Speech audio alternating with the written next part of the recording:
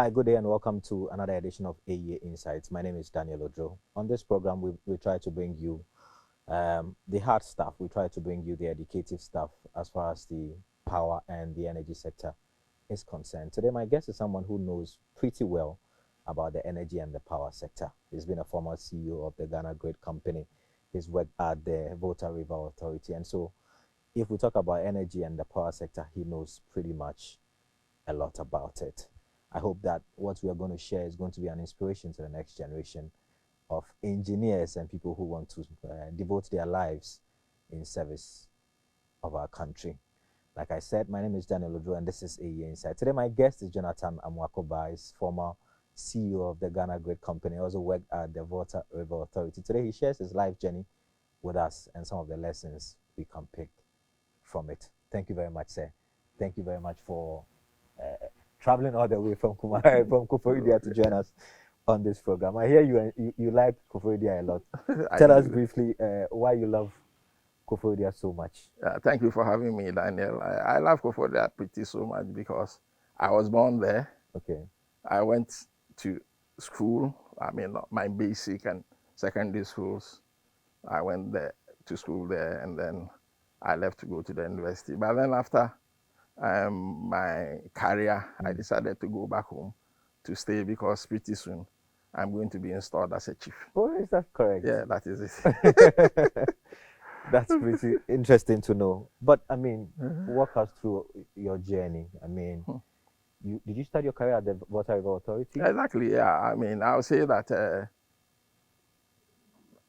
40 years ago, probably at the end of this month, I started my national service at the Volta River Authority after completing the University of Science and Technology as a national service person, and for close to 30 years, all my life, I worked in the Volta River Authority until the twilight of my career, when I was sent to GRIDCo as the chief executive for 4 years, and then I retired from there. Oh, so you retired from active service at GRIDCo? Yes. Oh, that's pretty interesting. So walk us through the journey. As a national service person, you go to Volta River Authority, fresh graduate from Kwame Nkrumah University of Science and Technology. Was it a place that you always wanted to be? Yeah, Aviare was one of the places that I wanted to be after school. My other choices were either the Valco, or the Electricity Company of Ghana. At that time, it was called Electricity Corporation of Ghana, because those were the big ticket, let me put it that way, engineering institutions in the country at that time. And every person who studied engineering, especially mechanical engineering and electrical engineering from UST, wanted to be in these places. So Viare was one of the places that I yearned to be after school. And fortunately for me, when the postings came, I had been posted to Volta River Authority. So I went to Akosombo at the end of September 1985 to start my career. I mean, the Volta River. As a national service person, was it your dream that when you finished your service, you were going to be retained? And was there a particular position that you were looking at? That's the dream of every person who worked as a national service person in Volta River Authority at that time. But at the end of the service, that service was for 2 years.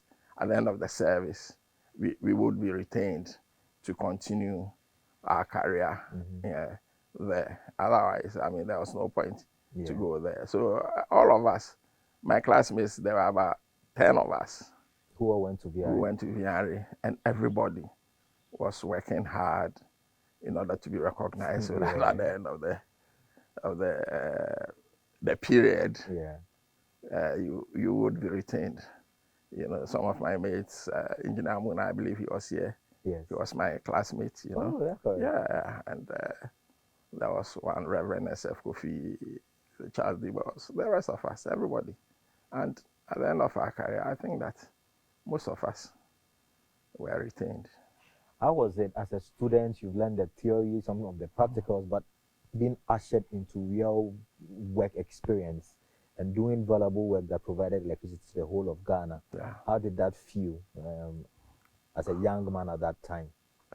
When we got to VRA at that time, or when I got there, I saw that the classroom business is different. It's different, yeah. In the class, we were learning a lot of theories. Yeah. But when you come here, that's where you have to do the real work, the practical. Yeah. You know, when I got there, I mean, there were also people ahead of us that we could take inspiration from, like Jarvis, you know. He was ahead of us, and he was there. And then some engineers, late Charles Darkon, there was another guy, Charles Sado. We looked at all those things, and then they were in the middle level at that time. And then the big people there, the chief executive himself at that time was Louis Kesley Hayford. Right. He was somebody that we were looking up to. And then my director, because I was placed in the engineering department, he was called Gilbert Dochi. You know, he was a very powerful man, and we were all looking up to him to be like him in the future. So we had a lot of people to take inspiration from at that time, people that we could learn from, you know, the rudiments of the job, and then the stories of the organization, which inspired us to work hard so that we would also in the future become like such people. Yeah. These days, the Gen Zs, the new generation, they don't like to spend their lives working at one place. 30 years plus in one particular organization.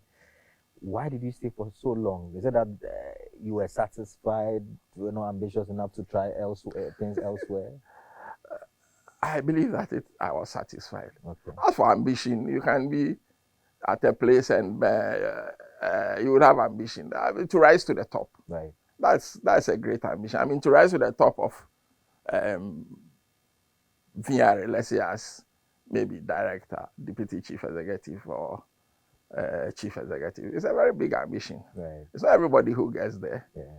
And you would stay and try as much as possible to get there. I mean, sometimes when you work at one place, it helps in the sense that in Akan we have a proverb which says that if right.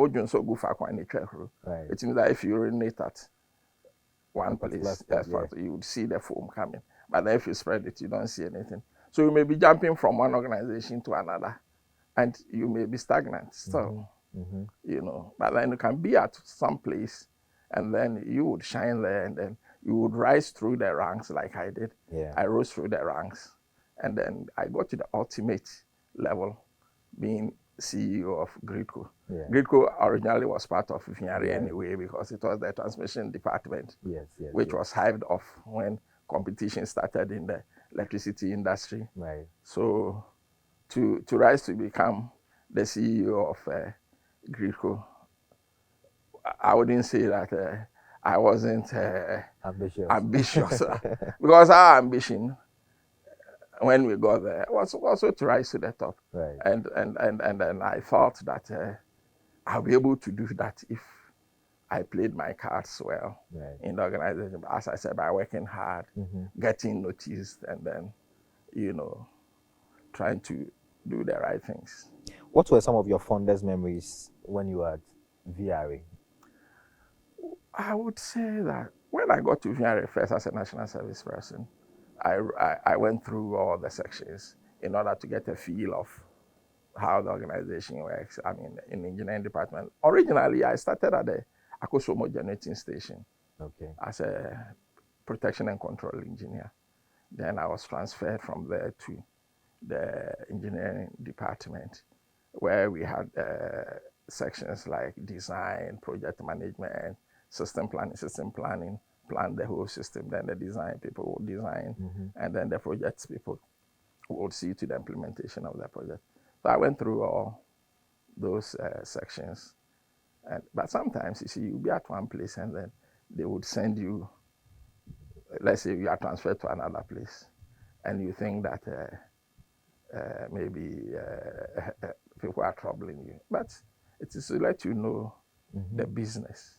So when I was going through all those places, in my mind, I said, why are they not? Because some of my friends were kept at one place. But for me, today here, Other people, maybe they don't like me. That is why they are doing this to you. Now, the benefit of hindsight, you realize that it was exactly. They were teaching me something which I didn't realize at the time until. But then you are asking about fond memories. After the national service, that was the time that we were. Ghana was considering sending power to the north. Right. We called it the North Electrification and System Reinforcement Project at that time. And they set up a project implementation team made up of older people and we, the younger people. And there were two of us in my group, myself, and then another classmate of mine is called Godwin Okan, we call him Kosti. And then the older people, Jabish, Ricky, is called Ivan Sapia, and other people, Poga, Ladies, that is not better, you know. And William, who was here, you know, set up the team to see to the implementation of sending power from Kumasi, the national grid, to go to Tamale, Bolgatanga, Sunyani, Techiman, Boku, and all those places, Navrongo, all those places. And as young people, we were put on the project. And we worked very hard for about 2 years. And for the first time, in 1989, I think June of 1989, power from Akosomo was able to reach Sunyani. Wow. And it was a very big thing for us, you know, that we were part of the team that has eventually sent power to such places. Then in December of the same year, 1989, the power got to Tamale. Wow. So Tamale too came on the national grid. And it was a very big thing for us. We had to go to Tamale, you know, to have a celebration with the head of state at that time, J.J. Rawlings, you know, who went to inaugurate the power. And we were all there. And very happy that, as I said, now Tamale too can enjoy power from the national grid. So you look back and... Yeah, I look back and see, sometimes I visit Tamale and then I tell people that I was part of the group that gave you power, you know. So I go to villages and where hitherto there was no power, and I worked on projects to send power to the place, and I told them that I was part of the people who worked hard to bring power to this place. So that was one of them. Then there is another one that I can also talk of. You know, there was this plant, Tico plant in Takrady, a thermal plant. Originally, it was a simple cycle plant, as it was only burning gas to produce electricity. But then we know that we can capture the heat that comes from the burning of the gas to heat water into steam, to run another generator, a steam generator, to produce electricity. So we set up a team to see to that expansion. And I led the team, as a matter of fact, to look for money and then for contractors to do that job. And in 2012, we had to go and sign the final documents in London. And I thought that, am I the one who led this, you understand, to bring about $300 million into the Ghanaian economy. Wow. And I felt very elated that at least I've been able to do something for my country. So these two defining moments in my career, I cherish them, and I try to tell people, you know, that this is what I've been able to do in my life and in my career. Let's come to GRIDCo. I mean, after several years at BRE, you now had to take a very big leadership position as the CEO of the Ghana Grid Company. And like you said, it was always part of the VI until it was hived off. How did you receive the information that you are going to be given this big portfolio? And did you think that you were ready for such a big job at that time? Let me say that when I got the information, I wasn't surprised because it has been said. Let me give you this thing. When we had gone to Tamale in 1989 for the inauguration, when we were coming back from Tamale, we went by plane. There were 2 planes. One took the dignitaries, then the other one took us. Let me put it. The other people. Yeah. And then unfortunately, the plane that took the dignitaries got faulted. So they could not fly it back. So when we were coming back, they made the dignitaries go for our plane. Okay. The one that the other people, which wasn't any good plane anyway, because the seats were not that. It was like going on, come back to it, you know. But the other one had very nice seats. And so the dignitaries went for our plane. Then after some time, we were at the airport, Tamale Airport, when they said they have repaired the plane. So we, the other people, had to go by the good one. But at that time, the first people had left. They had left. The dignitaries have left. The one you came because we couldn't keep them. Some of them were going to fly in the night and back to their bases. So the chief executive at that time was Louis Kesley. But he didn't go with the dignitaries because he said he cannot leave his people behind. Okay. So he waited, and then we all got into the plane.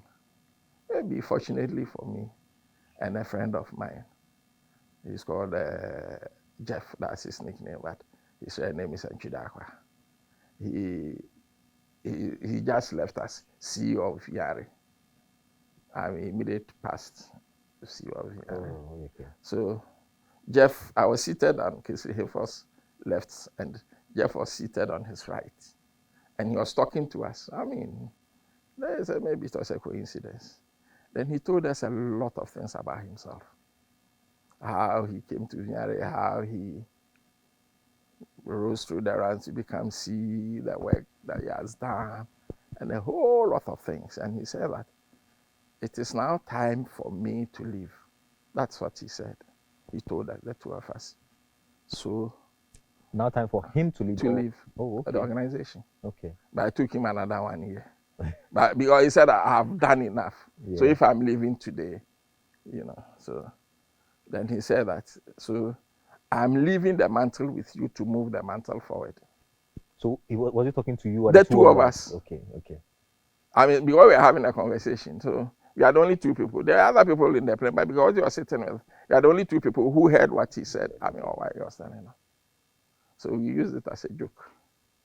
Move the mantle forward. Every time, Jeff, because if I said we should move the mantle forward, you see me and say, Koku, that's how he calls me. He says we should move the mantle forward. So we are going to move the mantle forward. You know, so it's a joke. It's a very big joke, you know. But then going on, he became CEO of GRIDCo, VRE, and I became CEO of GRIDCo at the same time. Yes. Really? Yes. The 2 of you? Yes. That he was speaking to? Yes. Wow. Yeah. it's a joke watch. But it's in reality, it happened, you know. So in my mind, as I said, maybe I wouldn't tell anybody, but in my mind, one day I can become chief executive of Vignari. Because at that time, GRIDCo hasn't been formed. Yeah. So going on. And I had a lot of other experiences, which I believe was preparing me for that. Because at a certain point in time, I had left Vignari to go to Cotonou to work at the West Africa for Apple. Yeah, when you were seconded to go. Yes, to West Africa for Apple. So it was all part of the training, I suppose. And other place I was looking after projects in all the countries in West Africa who are members of WAP. So I've been to, there are 15 countries in West Africa. There are only, I think, 3 that I never visited. So yes, I've been to every country in West Africa. Wow. By my listener at WAP, looking after projects, you know. Wasn't language a barrier to you when you went to WAP? When I was in secondary school, I learned a bit of French. Oh, okay. Then when I came to Viare, we were doing French at the Viare Academy, you know. And then when I actually went to the university to qualify as an electrical engineer, BSc, you have to take 2 years French. No joke. Yes, yes. In the university. Wow. So, but I tell people. But why did they do that? I mean, what has engineering got to do with languages, though? I don't know, but I think at that time the French government was sponsoring the electrical engineering department of the faculty of engineering. You know, so to appease them, you had to learn the French. We have to learn the French. So I had a little. So you could get by 2 years of French at the university. Yeah, of course. I mean, but you see, language is said that if you don't speak it with anybody, you lose it. You know, so you get rusty. I've lost a little bit of my French, or a greater bit of my French. Let me put it that way. So all those things were preparing me. And as I said, when I came back, I came to lead the project for the Tikwa expansion. And not only that, also when the West Africa pipeline project started, I mean, I was part of the team with Jarvis and other people. He was at that time the DCE of Viare, and he was in charge of those things. So I worked on that project. So they were all preparing me, and then I was promoted to become Technical Services Director at the Volta River Authority. So when that position became vacant, or it was due for vacancy, because William was the CEO, and his term was ending. And before he became CEO of GRIDCo, he was Director of Technical Services. Which was the position you were occupying. So when he left, then I went to occupy that position. So I think there was a bit of internal wrangling, struggle in GRIDCo, who would become the CEO. Me, I was sitting in my Viare Technical Services. But before, somebody had asked that I should maybe provide my CV. I don't know what the person was going to do with it, so I sent my CV. Then I started hearing rumors. And people come and ask me, we learned that you are going to be CEO of GRIDCo. Nobody has told me. Indeed, nobody has told me anything. So, and when I heard the rumors, I made up my mind not to go past that institution. That, I mean, even if I have to go and do something there, I wouldn't go. Why? I don't want people to say that the man is coming to spy, so that's me. I mean, that's me. Although I'm ambitious, I'm still a little bit subtle. Okay. I don't want to expose myself. I tell people that, I mean, when I speak, and I bring in such things that, you know, Joseph in the Bible. Joseph was going to be a big man in the future when he was young. But then he started saying it, telling his brothers, you know, you don't know, I'll become this, that, and when I become, you see what I'll do to you. So, okay, we'll finish you. We'll finish you. So they sold him into slavery. Yeah. That you go and then become whatever I want to become, wherever. So I don't want to be sold into slavery. You understand? So I'll keep it to myself. Right. So one day in August, 8 years ago, in August, 8 years ago, I had a call from the deputy minister. He called me. He said, Mr. Amoako-Baah. I said, yes, sir. Who am I speaking to? He said, oh, so and so. I said, the government has appointed you as the CEO. I said, is that so? At that time, I was with my daughter. My daughter said, what are they telling you?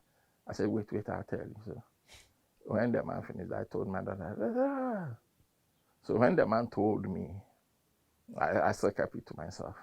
And then I called a friend, and I asked him, if I'm asked to become a CEO somewhere, what do you think I should do? Should I take it or not? So why not take it? I said, okay.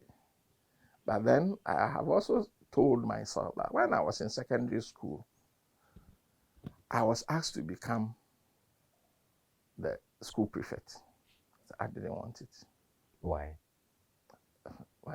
I went to go for that sector, and the boys there are very troublesome. They worry you, So I didn't take it. But then, when I had grown up after university and working, I said I regret not taking it. So if I get any chance, any opportunity, I'll never let it pass by me. So I had a call from the board secretary of GRIDCo, who is also the director, legal, and she told me that she's received a letter from the Jubilee House appointing me as the CEO of GRIDCo, and that on a certain day, I think it was the 15th of September.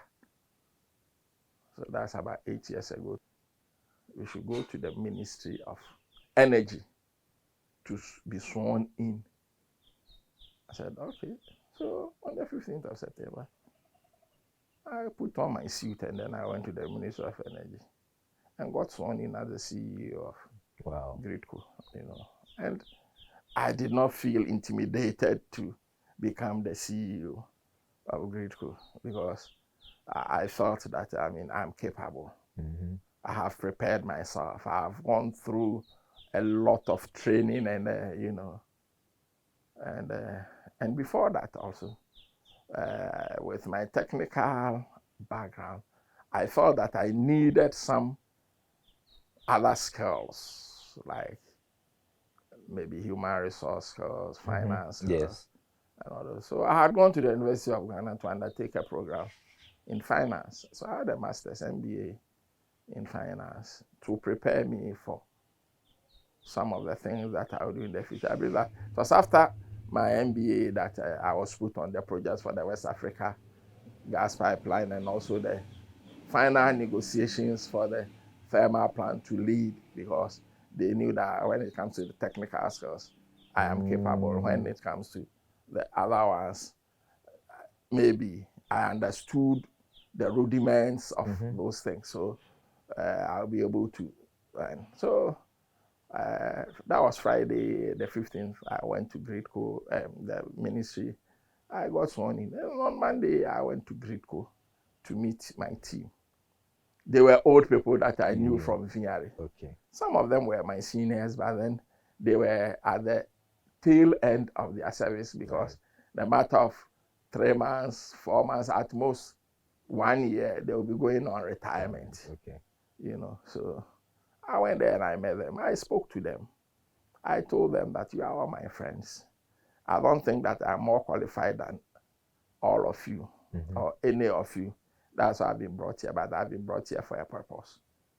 That's to come and then work with you because you are the experts. Maybe I'm not an expert, but then I'll be able to organize you to do your work well. I told them that the team is like an orchestra. So they are playing the instruments. Me, I may not know how to play an instrument. I'm the conductor. The conductor may not know how to play an instrument, but then when he listens and he's conducting, he knows every note that everybody is playing. So if you don't play it well, he may remove you and put another person who can play it very well. So that was my opening words to them. And I told them that I believe that they would all help me to work so that we would put the organization on a pedestal that has never happened before. And I gave them another example. I said that we are all friends. I mean, some of you were my mates, some of you were seniors. And as the friends, and this thing I had been telling people, even when I was my boss, I'll tell my boss that it's your friends who would help you to perform. So if you antagonize them. So I gave them the example. I said, have you ever seen the Santihini in the palanquin? They said, yes. I said, do you know the people who carry the palanquin? They said, no. I said, they are not slaves.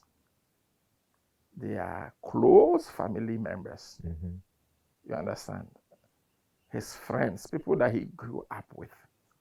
So that when they are holding the palanquin and there's any danger, they will not throw him away.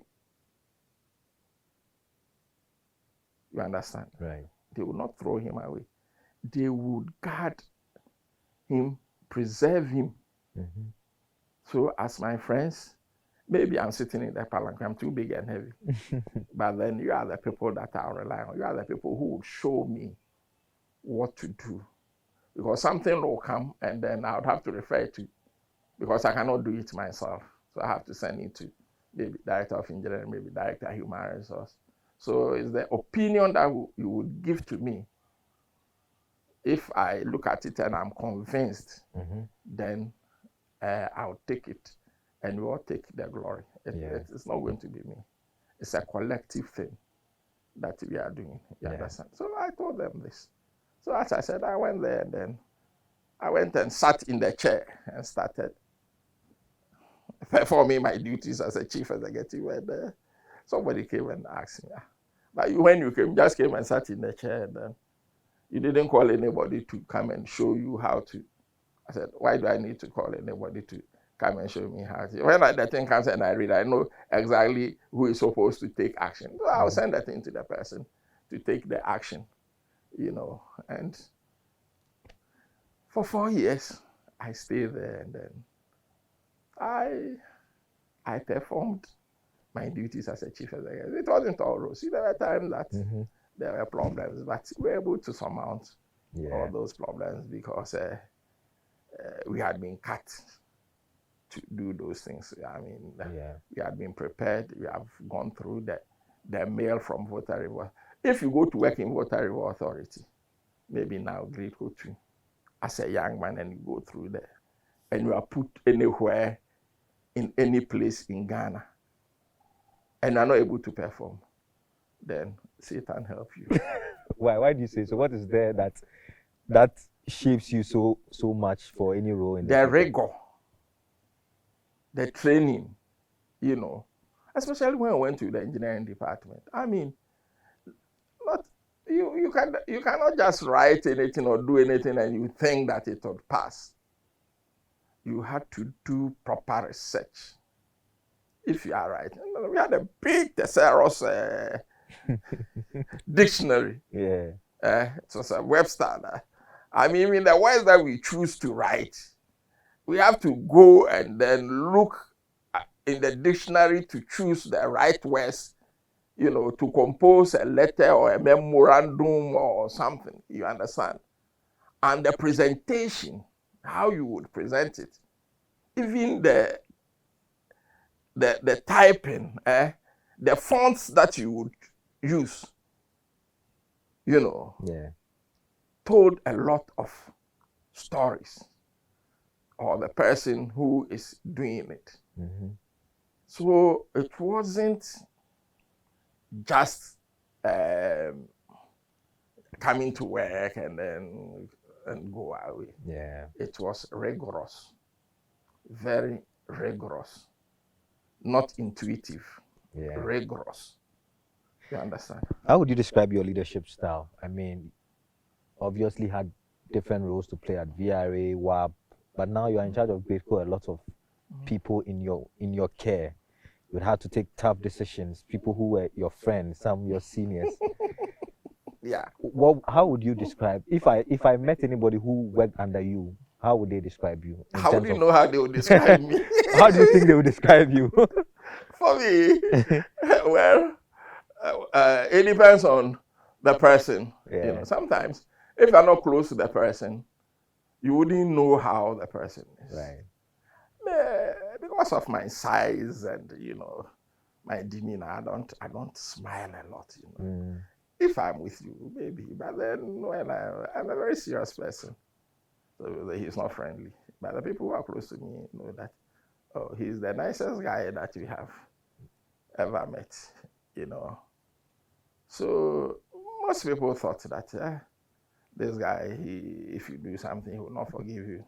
So, and indeed, if you did something which determines that you should be punished, I won't hesitate to punish you. Let me give you some example, 2 examples. When I went to GRIDCo, there was some case pending. This young man is, I would say, my son, because his father was my friend from secondary school, my mate.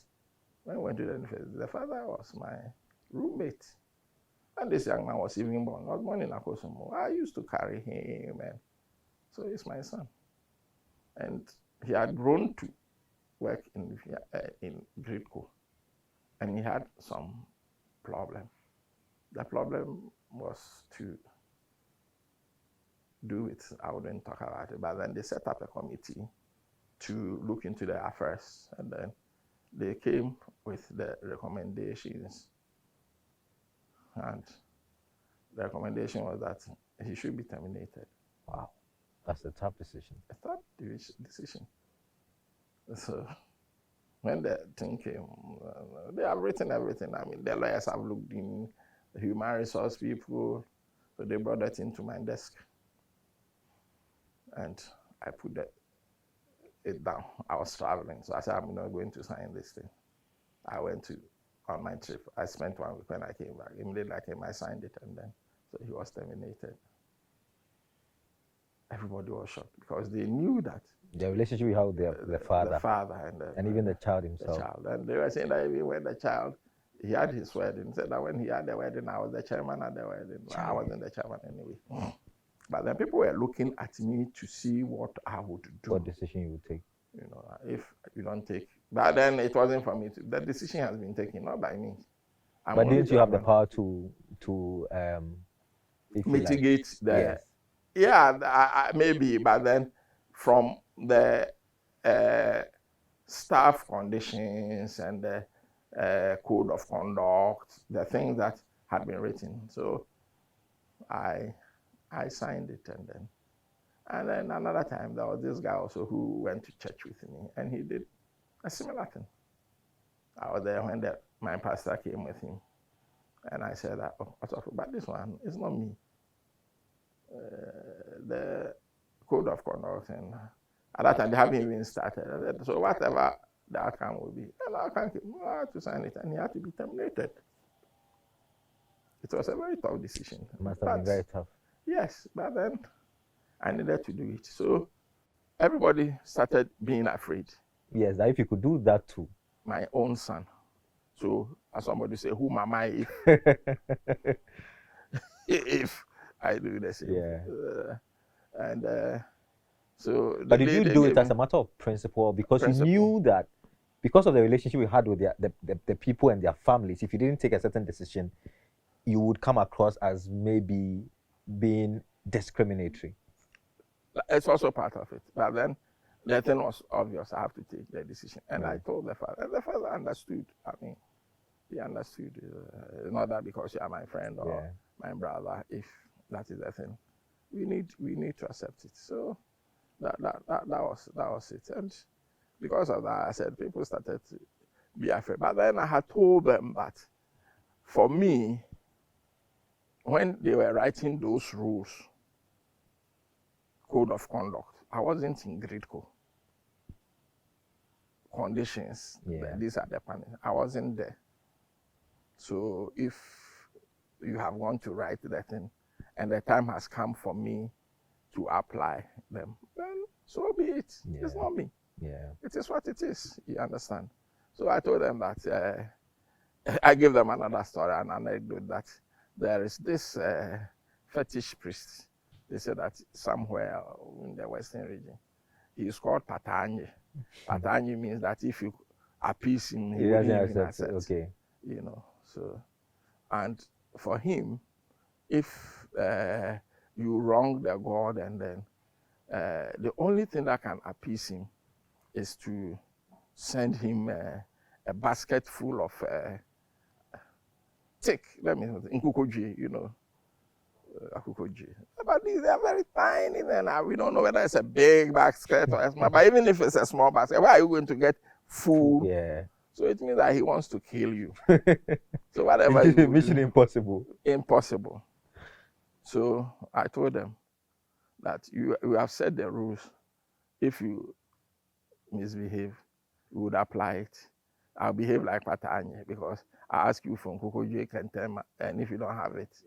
So they gave me the name Pata-Angye. But oh, that's the name they gave you. I didn't even know until somebody told me. So, even my board chairman told me that, hey, do you know that they call you Pata-Angye? I said, well, I give them a story that this is what is done somewhere. So let them call it.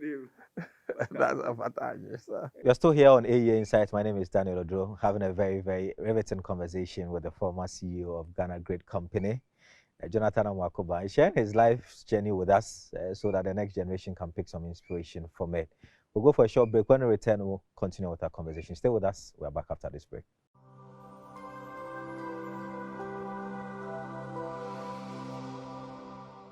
Welcome back from the break. This is still AEA Insights with me, Daniel Odro.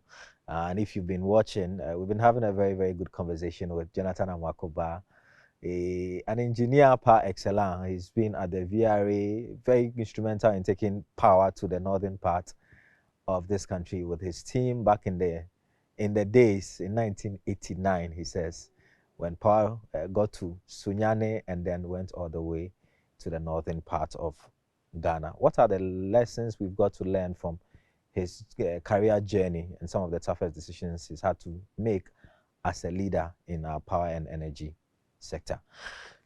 So, engineer, let's continue our conversation. I've got a few straightforward questions for you. One is, what are the things that bring you fulfillment? Fulfillment. As for fulfillment, I believe that every engineer, there's only one thing that brings fulfillment to every engineer. Let me put it there. Whether it's a man or a woman, you know, for engineers, we get fulfilled when we initiate something and then you implement it and then you see it coming to fruition. Right. And then continuing. I mean, it's working well, and people are deriving benefits from it. So, as I said, sending power to the north is one of the things that, when I consider it, it brings fulfillment to me. And then maybe helping people, you know. You see people, sometimes people are in need of something and you're able to help them. Right. You feel fulfilled when you see people that you have helped, you know, maybe rise to certain levels in their life. Yeah. You know? So these are some of the things that I look up to see people grow in their lives. Okay. The other question is, what qualities do you believe the next generation of leaders need to power Ghana sustainably into the future? Qualities. Yeah. That the next generation need. Yeah. There are very many of them, I suppose. They have to take their studies very seriously. They have to think critically. People have to be innovative too, you know. As I said, you don't only have to be very conversant or good in your technical field. You have to venture into other things. Have to know what other people are doing so that there are very many people in Ghana. There are subjects that they know nothing about, but they comment and give what is it called, solutions as if they are experts, you know. But then if you try as much as possible to know what people are doing, even on the surface, you'll be able to have a very good conversation in those matters when you meet people. Because as I said, they don't know anything about it, but then they still speak on it, which is to me very irritating and bad, you know. So I train as an engineer. I told you that I had to look for other things to do. Yeah. So I went to do the finance thing, so that at least I'll be conversant with those things. When documents, financial documents are brought to me, I don't need anybody to come and then explain that to me. I understood them because I have learned about them. Right. You know, it gave me the opportunity to do other things. I was able to build financial models and all those things because I have studied them. So if you bring me a financial model, I would understand what the inputs are and what the outputs are. You understand? So young people would need to explore those things. And then the other thing also, quality that people would have or would need to have is integrity. It is very, very pertinent. Very pertinent, integrity. That you speak the truth at all times. I always tell people, people say that I haven't done this, I haven't done that. But there are some little things that people do which they think is not serious.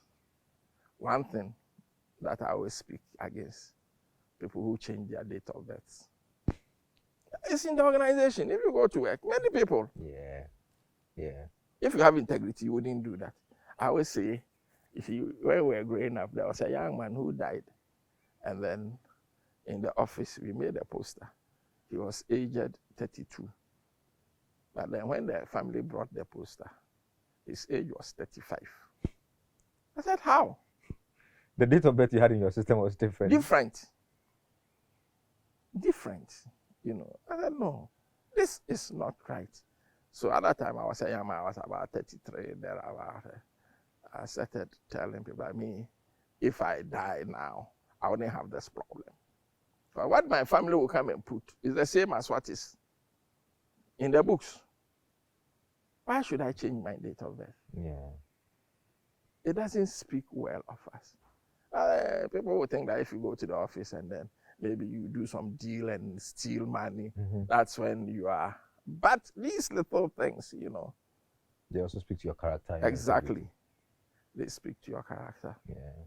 And your whole build. Yeah. So integrity is one of the key qualities, you think? It is very, very key. So the young people should learn to always show a very high level of integrity. Okay. Speak the truth. If you could go back and give your younger self one piece of advice at the start of your career, what would that be? Advice at the start of my career? Yeah. I believe that I would walk through the same path that I walked through, you know, the same path. But maybe this time, it would be calculated. When we were growing up, we were doing things, you know, haphazardly, but although there was some little bit of seriousness, maybe I walked through the same path, but there was a little bit of seriousness, and then, you know. Do you think this country has recognized your contribution, and are you at peace with what you have done for this country in your service as an engineer? For rising to become the CEO, it's a big recognition. The country, I didn't go there myself. Yeah. It was Ghana that put me there through the people in higher authority. So at least I would say that the country has recognized my contribution by placing me in that high pedestal to, I mean, because it is a very big office, and not everybody who would rise to be there. And the other thing is, I mean, I asked whether you feel fulfilled and accomplished. Yeah, I mean, I feel that once I got there, what else do I need again? Yeah. Maybe the thing that having become is president. But I don't know whether I want to be president, you know.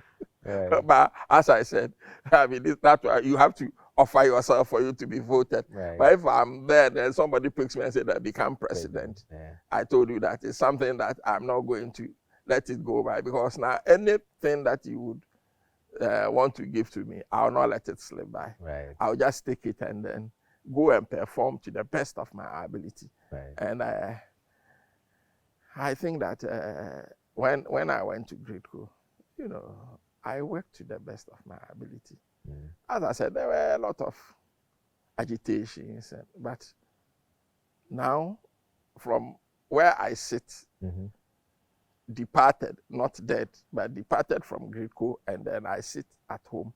Then people come to me, and the stories that they tell me, then I tell them that, don't tell me this. When I was there, you said this, said this. They said, no, now you have realized that. I said, no, you haven't realized it.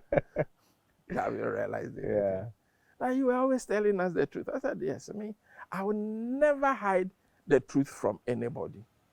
If it is yes, it is yes. If it is black, it is black. I mean, I wouldn't lie to you in order to win your favor. People say I'm blunt. Yes, I have to be. To be blunt, I will tell you as it is. Yeah. I wouldn't mince words, and I'm not afraid of anybody. You know, I will tell you that this is it. You know. Yeah. So I think that I have done my part. When the time came for me to leave, I bowed out and left the stage for other people to continue. And I think that is what it has to be, and it should be. When you go, you do what you are supposed to do, and not what people would tell you to do, or because you want to please people, you do it a certain way. When you leave, everybody would know that you were lying. Yeah. But if you do the right thing, when you leave, people would feel nostalgic about you, because they said, if this man were here, yeah, he would have done this. If he were here, he would have done that, you know. But then another thing to you is that don't let people read you too much. You understand? If everybody knows what you are going to do, then there's no point, because they know already. So you try to be a little bit calculated and calculated, you know, strategic, and you would take a decision and say, we were not expecting this one, you know, like I told you about, because they were not expecting that I would take that decision. But then I took it and said, then I have to be careful. Yeah. So. Engineer, thank you very much for your time. Thank you for sharing your life's journey with us, and we appreciate everything you've done for this country. Thank you very much for coming on this program. This has been another edition of AEA Insights with me, Daniel Odro. Today, my guest has been former GRIDCo CEO and former engineer. He's still an engineer, a former engineer of the Volta River Authority. My friends call me Engineer Emeritus. Engineer Emeritus. Jonathan Amoako-Baah has been my guest on today's episode of AEA Insights. I hope you enjoyed this episode and picked up valuable lessons from it. Until another time, we come your way with another edition. It's bye for now.